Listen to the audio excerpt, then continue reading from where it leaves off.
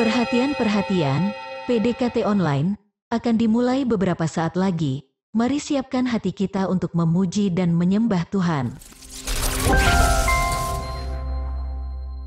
Shalom Sobat DCA Ministry yang dikasihi Tuhan. Saya berdoa dimanapun Bapak Ibu, Saudara-saudari yang sedang menyaksikan video ini dalam kondisi yang baik dan senantiasa berada di dalam lindungan Tuhan. Siapapun dari kita yang hari ini sedang bergumul akan sesuatu, mari saya ajak kita semua untuk bersama-sama datang kepada Tuhan, sebab Tuhan kita adalah Bapa yang sungguh baik, Bapa yang mengerti setiap pergumulan kita pribadi lepas pribadi. Hari ini kita juga mau berdoa, biar melalui setiap pujian, penyembahan, serta sharing firman yang dibawakan, Tuhan menjamah setiap hati dan pikiran kita, sehingga beroleh kekuatan dan juga jalan keluar atas setiap persoalan di dalam hidup kita. Mari kita bersama naikkan pujian, Ku masuk ke hadirat-Mu.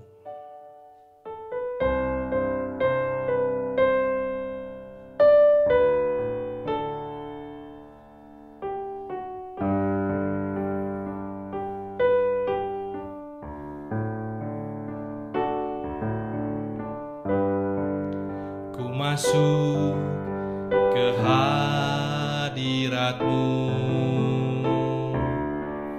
di tempat kudus-Mu Tuhan. Tiada kata-kata selain puji dan sembah.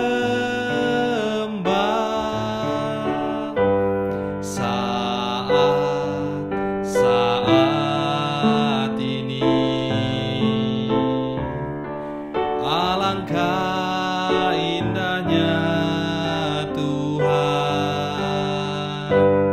bersama-Mu selalu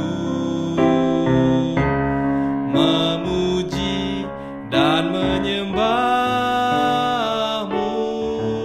Engkau Tuhan pujianku, Engkau Tuhan kemuliaanku, kekudusan-Mu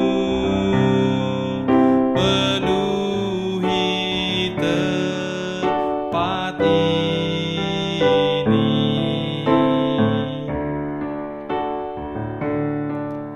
Ku sembah Kau dalam bait-Mu, ku tersungkur di kaki-Mu, hingga kemuliaan-Mu kan nyata dalamku.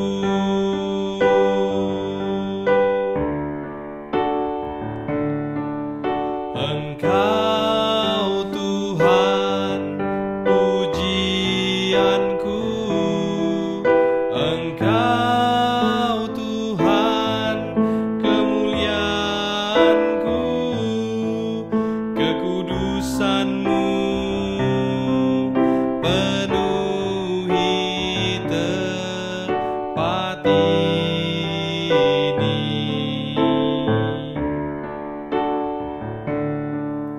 Ku sembah Kau dalam bait-Mu, ku tersungkur di kaki-Mu, hingga kemuliaan-Mu kan nyata, hingga kemuliaan-Mu kan nyata, hingga kemuliaan-Mu kan nyata dalamku. Mari kita bersatu di dalam doa. Tuhan Yesus, terima kasih buat anugerah-Mu bagi setiap kami pribadi lepas pribadi ya Tuhan. Kalau kami hari ini ada sebagaimana kami ada, itu semua karena kasih karunia-Mu Bapa. Ya Tuhan Yesus, sebentar kami akan mendengarkan sharing firman yang dibawakan oleh hamba-Mu. Biarlah kiranya Roh Kudus Tuhan senantiasa boleh menjamah kami pribadi lepas pribadi Tuhan, sehingga setiap firman yang boleh disampaikan boleh berakar, bertumbuh serta berbuah di dalam kehidupan kami. Sembunyikan hamba di balik salib-Mu ya Bapa. Di dalam nama Tuhan Yesus kami mengucap syukur dan berterima kasih kepada-Mu ya Tuhan. Haleluya, puji Tuhan. Amin. Hari ini sharing firman yang akan saya bawakan berjudul untuk mengalami terobosan, Tuhan mau kita untuk titik-titik. Titik-titik ini nanti akan kita isi bersama setelah sharing firman pada hari ini. Sobat DC Ministry yang dikasihi Tuhan, kata terobosan biasanya identik dengan gebrakan, suatu hal yang baru dan besar, atau bisa juga berbicara tentang sebuah hal yang mustahil, sesuatu yang belum pernah ada atau tidak mungkin terjadi sebelumnya. Teman-teman di sini juga sudah pasti familiar dengan kalimat sebab bagi Allah tidak ada yang mustahil, bukan? Kalimat ini sering kita dengar pada saat pengkhotbah menyampaikan firman di gereja maupun di ibadah-ibadah Kristen dimanapun. Yang menjadi bahan renungan bagi kita adalah apakah hal-hal yang mustahil tersebut dapat terjadi di dalam hidup kita. Bagi siapapun kita, pastilah menghendaki agar hal-hal besar ataupun terobosan itu nyata terjadi dalam hidup kita, bukannya hanya sebagai sebuah retorika belaka. Oleh sebab itu, diperlukan respon yang benar, yaitu sebuah respon yang Tuhan ingin untuk kita lakukan agar kita dapat mengalami hal-hal tersebut. Namun, sebelum ke situ, mari kita bahas terlebih dahulu kapan kalimat sebab bagi Allah tidak ada yang mustahil itu pertama kali diucapkan. Lukas 1 ayat 37 mencatat bahwa kalimat ini diucapkan oleh malaikat Gabriel kepada Maria sebagai sebuah jawaban atas keraguan Maria, yang mana nanti teman-teman bisa membacanya di rumah. Pada ayat-ayat sebelumnya diceritakan bahwa kala itu Maria sangat terkejut saat mendengar berita bahwa ia akan mengandung dan melahirkan seorang anak laki-laki, yaitu Yesus, anak Allah yang Maha Tinggi. Di tengah kebingungannya saat itu, secara spontan kemudian ia bertanya kepada malaikat tersebut, bagaimana hal itu mungkin terjadi karena aku belum bersuami. Kalimat pertanyaan bagaimana hal itu mungkin terjadi, seperti yang disampaikan oleh Maria tadi kepada malaikat, tentu sering juga menjadi pertanyaan kita yang hari-hari ini sedang bergumul akan sesuatu. Sebagai contoh, bagi seseorang yang sedang bergumul di dalam sakit penyakit, maka pertanyaan yang muncul biasanya, bagaimana mungkin saya bisa sembuh? Apalagi jika secara medis, sakit yang diderita itu sulit untuk disembuhkan. Secara manusiawi, memang perasaan ragu maupun bimbang seperti ini kerap kali muncul di dalam pikiran kita. Apalagi ketika kita dihadapkan pada sebuah pergumulan. Memang ada suatu titik di mana Tuhan mengerti kondisi kita yang kerap ragu dan bimbang tadi, seperti kisah di dalam Alkitab yang menceritakan bahwa hal seperti demikian terjadi pada seorang murid Yesus yang bernama Thomas. Thomas yang sudah menyandang gelar sebagai murid saja masih diliputi kebimbangan dan keraguan. Bahkan lebih daripada itu, ia tidak percaya kalau Tuhan Yesus sudah bangkit sebelum ia melihat bekas paku pada tangannya dan mencucukkan jarinya ke dalam lambung Yesus. Kendati demikian, setelah Yesus menunjukkan semua tanda di tubuhnya kepada Thomas, Tuhan berkata di dalam Yohanes 20 ayat 29b, berbahagialah mereka yang tidak melihat namun percaya. Jadi dari firman ini kita sudah bisa menangkap apa yang Tuhan mau untuk kita lakukan agar mengalami sesuatu yang besar atau bahkan yang mustahil di dalam hidup kita.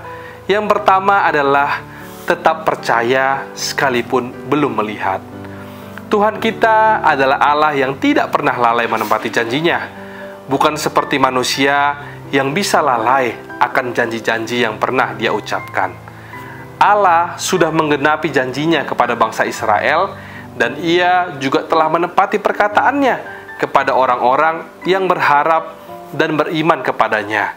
Sebut saja seperti Abraham, Ishak, Yakub, serta banyak lagi yang lainnya yang dapat kita baca di dalam Ibrani pasal 11.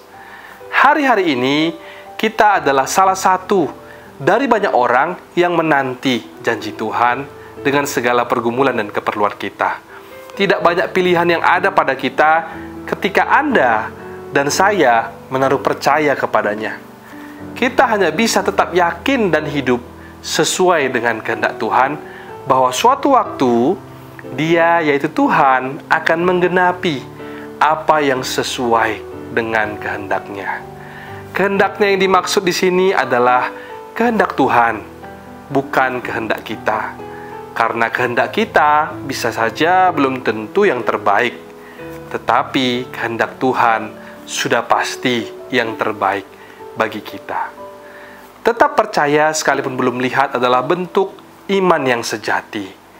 Tuhan tentu akan selalu merespon permohonan kita bila Ia mendapati iman di dalam hidup kita.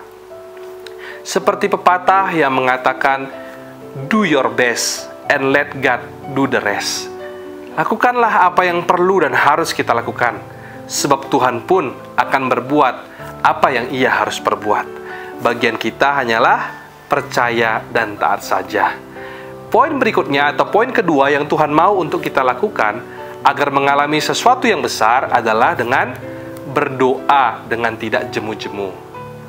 Yesus mengatakan suatu perumpamaan kepada kita di dalam Lukas 18 untuk menegaskan pada kita agar selalu berdoa dengan tidak jemu-jemu. Sebab terkadang ada suatu kondisi di mana masalah kita yang satu belum kunjung usai, tetapi sudah muncul lagi sebuah masalah yang baru. Untuk itulah diperlukan yang namanya berdoa dengan tidak jemu-jemu. Doa bukanlah alat untuk memaksa Allah agar Dia melakukan apa yang kita inginkan. Tapi dengan berdoa, kita akan menyadari kuasa dan rencananya atas hidup kita. Melalui doa, kita menyerahkan hidup dan keadaan kita kepada Tuhan dan mempercayainya untuk bertindak menurut waktu dan caranya. Ketika kita menyerahkan hidup kita kepada Tuhan, firman Tuhan dalam Mazmur 37 ayat 5 mengatakan, maka Tuhan akan bertindak. Lebih daripada itu, Ia akan mengubah sesuatu yang tidak mungkin menjadi mungkin. Poin berikutnya sekaligus menjadi poin terakhir dari perjumpaan kita hari ini, yang Tuhan mau untuk kita lakukan adalah perkatakan firman Tuhan setiap hari. Kita mungkin pernah mendengar ada sebuah kalimat yang berkata, ada kekuatan di dalam perkataan yang positif. Apa yang kita pikirkan maupun ucapkan, itu bisa terjadi di dalam kehidupan kita. Pikiran dan perkataan yang positif bukan hanya sebagai motivasi, tetapi juga dapat memberikan energi positif untuk menciptakan sebuah keadaan yang positif pula. Demikian juga halnya dengan kehidupan rohani. Memperkatakan hal yang positif adalah sebuah bentuk iman kita, sebuah bentuk kepercayaan kita kepada Tuhan yang memegang kendali serta merancangkan hal-hal yang terbaik buat hidup kita. Tentunya hal positif yang kita perkatakan itu haruslah didasarkan pada firman Tuhan, bukan berdasarkan pada akal pikiran kita sebagai manusia. Rasul Paulus berkata dalam Filipi 4 ayat 8, semua yang benar, semua yang mulia, semua yang adil, semua yang suci, semua yang manis, semua yang sedap dengar, semua yang disebut kebajikan dan patut dipuji, pikirkanlah semuanya itu. Semua perkataan dan tindakan kita tentu diawali oleh pikiran terlebih dahulu. Oleh sebab itu, sangatlah penting bagi kita untuk menanamkan semua yang baik di dalam pikiran kita. Karena melalui setiap perkataan, ada kuasa dan dampak yang luar biasa, bukan hanya terhadap diri kita sendiri, tapi juga terhadap orang lain. Selanjutnya, di dalam Markus 11 ayat 23 dikatakan, aku berkata kepadamu, sesungguhnya barang siapa berkata kepada gunung ini, beranjaklah dan tercampaklah ke dalam laut, asal tidak bimbang hatinya, tetapi percaya bahwa apa yang dikatakannya itu akan terjadi, maka hal itu akan terjadi baginya. Bila kita membaca firman Tuhan, mendengar kesaksian, maka kita pasti mendengar bahwa semua mujizat diawali dengan perkataan dan iman. Ketika kita memperkatakan firman Tuhan, maka firman-Nya akan mengubahkan setiap hidup kita. Ketika kita berada dalam suatu masalah, dan ketika kita memperkatakan firman-Nya, maka Tuhan akan mengulurkan tangan-Nya untuk memberikan hikmat kepada setiap kita dalam menyelesaikan permasalahan demi permasalahan yang kita hadapi. Saat kita sakit dan kita perkatakan firman-Nya, bersuruh kepadanya, maka percayalah, Dia akan menyembuhkan segala sakit penyakit yang kita derita. Jadi dari sharing firman hari ini, kita sudah bisa melengkapi titik-titik pada judul sharing hari ini untuk mengalami terobosan. Tuhan mau kita untuk yang pertama, untuk tetap percaya sekalipun belum melihat. Yang kedua, Tuhan mau kita untuk berdoa dengan tidak jemu-jemu. Dan yang terakhir atau yang ketiga adalah Tuhan mau kita untuk memperkatakan firman Tuhan setiap hari. Kiranya sharing firman hari ini memberkati kita semua. Apapun pergumulan kita, mari tetap percaya bahwa bagi Allah tidak ada yang mustahil. Haleluya, Tuhan Yesus memberkati. Sebelum kita menutup perjumpaan kita pada hari ini, mari kita bersama bernyanyi lagu Engkau Pembuat Mujizat.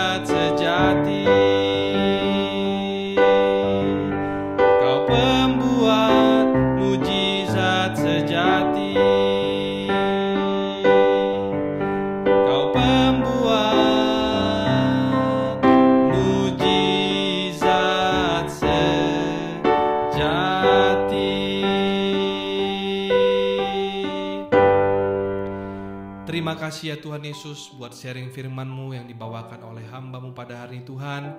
Biarlah melalui sharing firman-Mu Tuhan pada hari ini Bapa, kami boleh senantiasa percaya Tuhan, bagi Tuhan tidak ada yang mustahil. Seberat apapun Tuhan Yesus pergumulan kami Tuhan, kami yakin dan percaya tidak ada suatu persoalan pun yang terlalu sukar bagi Engkau ya Bapa. Segala perkara dapat kami tanggung di dalam Yesus yang memberi kekuatan kepada kami. Mari bersama-sama kita angkat tangan kita mau menerima berkat dari Tuhan.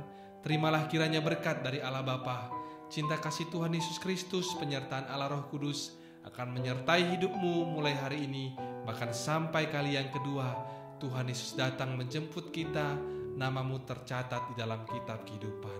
Di dalam nama Tuhan Yesus yang percaya dan diberkati, katakan bersama, amin, amin, amin. Tuhan Yesus memberkati. Shalom dan sampai jumpa.